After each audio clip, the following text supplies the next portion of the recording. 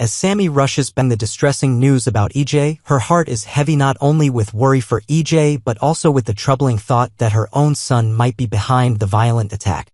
Sami is no stranger to complexity when it comes to EJ, their love story notoriously volatile yet deeply passionate. Despite the grim circumstances of Johnny's conception, Sami found a way to reconcile with EJ over the years, building a fragile peace punctuated by fiery romance and intense conflict. The drama begins when Johnny DiMera discovers a devastating truth about his conception. Learning that his existence is a direct result of EJ DiMera's brutal assault on Sami Brady leaves Johnny grappling with feelings of anger, betrayal, and confusion. The revelation is so overwhelming that Johnny finds himself unable to offer any sympathy when EJ, his own father, is shot and left fighting for his life. Johnny's cold, indifferent reaction raises serious suspicions, particularly in his mother, Sami Brady. Yet now, standing at EJ's hospital bed, Sami is forced to confront another painful twist. Sami arrives expecting a quiet, emotional moment with EJ, who lies unconscious in a medically induced coma. But her heart sinks when she hears a familiar voice, Belle Black, Sami's younger sister, speaking softly and intimately to EJ. Sami's arrival remains unnoticed as Belle tearfully declares her love for EJ, revealing her deep emotional connection and desperate fear of losing him. For Belle, EJ's critical condition is a wake-up call. All her hesitation vanishes as she realizes how unbearably painful life would be without him. This vulnerability pushes Belle to confess aloud everything she has been suppressing, unaware that her heartfelt declarations are being overheard by Sami.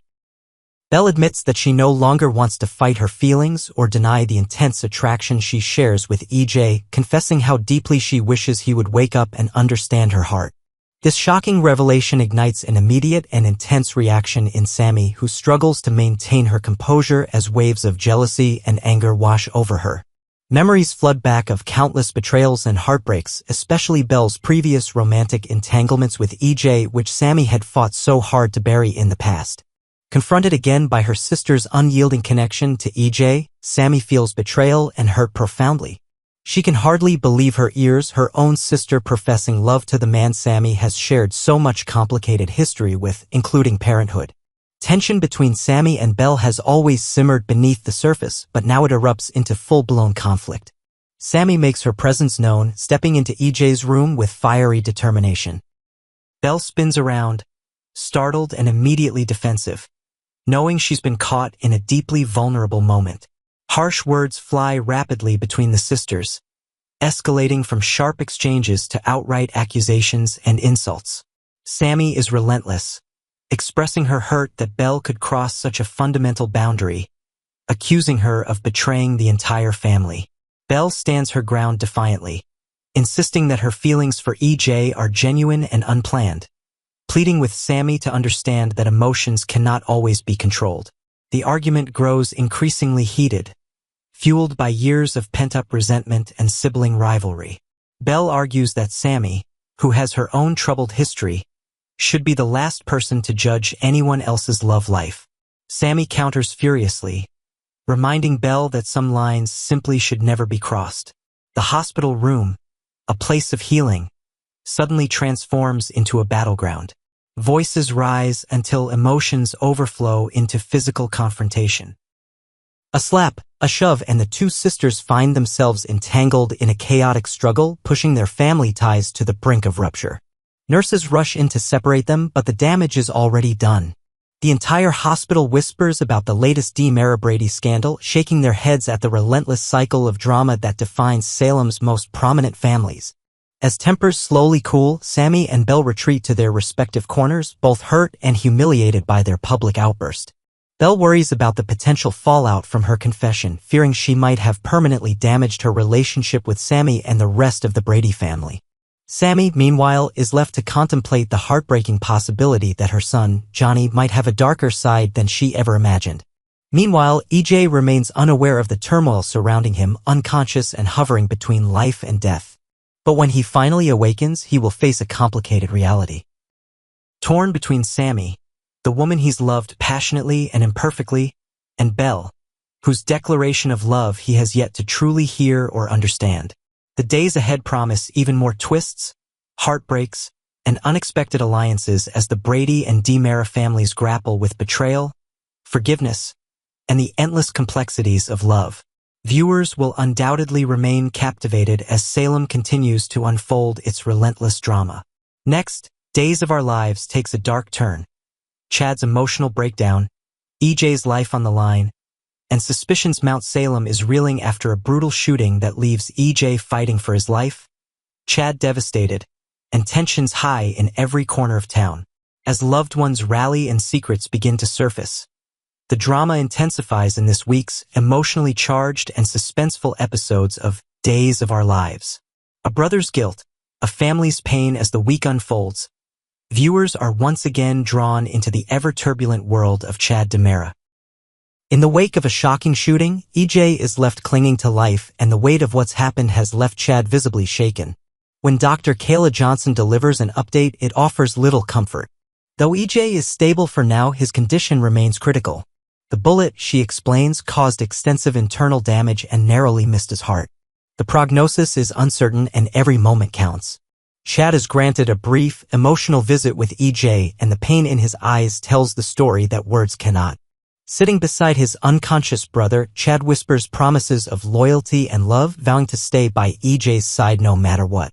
"You're my brother, and I love you," he tells him softly, his voice cracking under the pressure of fear and grief. After the heartfelt moment, Chad reaches out to family, leaving a voicemail for their mother Susan and trying to reach Sydney and Johnny, desperate to let them know what's happening. But the quiet moment turns terrifying. As Chad gently reassures EJ that Johnny is on his way, EJ suddenly begins seizing, his body convulsing uncontrollably. Alarms blare, and Kayla rushes in, forcing Chad out of the room. Chad stumbles into the hallway, guilt-ridden and overwhelmed. His face is pale with worry, his mind racing with questions and blame. Was his visit too much for EJ? Had he unknowingly made things worse? Kat, who's been at Chad's side through much of this ordeal, tries to comfort him. He blames himself, pointing to the damning article he wrote that may have stirred the pot and possibly provoked someone to act out violently. But Kat won't let him carry that burden alone. She reminds him that EJ's actions, whatever they were, are the real reason someone may have pulled the trigger. Still, Chad can't shake his overwhelming fear. He clutches her hand and whispers, "I'm just so scared of losing him." As they sit together in the hospital, the weight of the situation hangs thick in the air. The long hours, the sterile smells, and the sight of EJ in such a fragile state, everything is wearing on Chad. Days pass and the emotional toll deepens, leaving Chad looking like a man caught in a waking nightmare. Flashbacks and shocking realizations. Kayla later shares a quiet conversation with Kat about the emotional complexity of the situation. Kat assumes Chad's devastation stems from losing Abigail, but Kayla reveals something even more shocking. This isn't the first time Chad has mourned EJ. Years ago, Chad believed his brother had been killed, shot by Clyde Weston. The revelation floors Kat. The trauma of losing EJ once before makes this situation even more unbearable. It's a cruel déjà vu that Chad never wanted to relive. Meanwhile, Kristen returns to the DiMera mansion, her eyes fixated on the bloodstains still marking the scene of the attack. The chilling visual is a stark reminder that someone deliberately tried to end EJ's life. Once alone, she quietly exits again. But as soon as the coast is clear, Rafe sneaks in. With a hardened expression, he reclaims a rope hidden behind the statue and examines the blood with a disturbing intensity. What exactly is he looking for? And why the rope? Shortly after, Chad receives a cryptic message from Kristen, but he's too emotionally drained to even process it, let alone respond. The mystery deepens. Danger lurks, suspicions rise outside of the hospital walls. Salem is buzzing with questions. At the pub, Javi and Leo speculate over Rafe's recent behavior. Javi notes that Rafe's body language has been all wrong, his words filled with venom and his intent to make EJ pay hanging ominously in the air. Leo, ever the instigator, wonders aloud if Rafe could be the one who pulled the trigger. He recalls how pleased Gabby seemed when she first heard about EJ being shot. Later, in Horton Square, Gabby is glued to her phone, constantly refreshing for updates, her demeanor hopeful in a way that feels more chilling than sympathetic. When JJ spots her, she immediately presses him for information. "Do you know who shot EJ?" JJ tells her it's too soon to tell. The investigation is just beginning, and speculation is running wild. Late-night decisions and emotional fallout elsewhere. A complicated dynamic continues to brew between Jada and Sean. She's grateful for his help but hesitant to accept his invitation to stay with him. She doubts Rafe would approve. But Sean, clearly exhausted and not in the mood to tiptoe around politics, tells her bluntly, "It's a little late to be worrying about pissing off Rafe." With nowhere else to go, Jada reluctantly agrees to return home with him. Back at the hospital, Kayla, now in surgical scrubs again, delivers another devastating update to Chad and Kat. EJ's seizures haven't stopped, and despite their efforts, his condition is deteriorating. The only remaining option is to place him in a medically induced coma. It's a risky move, but it's the only way to give his body a chance to stabilize and prevent further damage. Chad's reaction is a mix of silent devastation and growing inner turmoil. The emotional toll is written all over his face, his shoulders heavy with dread. He's afraid that the next time he sees EJ, it may be to say goodbye. And if that happens, the guilt he carries could haunt him forever.